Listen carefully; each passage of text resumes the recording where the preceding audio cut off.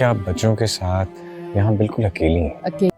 आप जिससे मोहब्बत करते हो ना, उससे शादी नहीं करनी चाहिए। पता कुदरत ने मेरा जोड़ यही लिखा।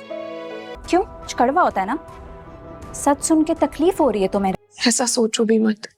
सीरियल लाडली का आने वाला एपिसोड बहुत ही इंटरेस्टिंग होने वाला है। आने वाले एपिसोड में आप देखेंगे कि सुंदर अरसल को कहेगी कि अब तुम लोगों को नाजो की शादी के बारे में सोचना चाहिए, वो भी कभी ना कभी अपने घर की करनी ही है ना। अरसल उसे कहेगा कि अचानक नाजो की शादी की बात कहाँ से आ गई।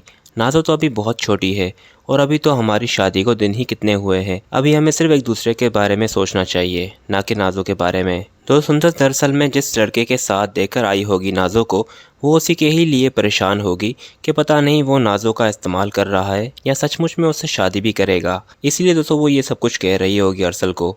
और फिर जब नाजो को मालूम लग जाएगा कि सुंदर नाजो की शादी की बात कर रही है घर में, तो उसे ये लगने लगेगा कि सुंदर घर आते ही अब नाजो को इस घर से निकाल रही है। और फिर दोस्तों नाजो जाकर सुंदर को यही कहेगी कि तुम यहाँ पर आई नहीं और तुम मुझे निकाल रही हो। तो सुंदर से कहेगी कि मैं तुम्हें इस घर से नहीं निकाल रही, मैं तो तुम्हारी शादी की बात कर रही हूँ और नाजो तुम्हारी भी तो शादी करनी है ना हमें। जिस पर वो उसे कहेगी कि मेरी शादी के बारे में मैं सोच सकती हूँ, आपको मेरी शादी के बारे में सोचने का बिल्कुल भी कोई हक नहीं। जिस पर सुंदर से कहेगी कि नाजो ये तुम मुझसे किस तरह से बात कर रही हो, मैं तुम्हारी भाभी हूँ, मैं तुम्हारे लिए अच्छा सोचूंगी। वो उसे कहेगी अच्छा सोचने के लिए मेरे माँ बाप मौजूद है, मेरी माँ बनने की कोशिश मत करना तुम।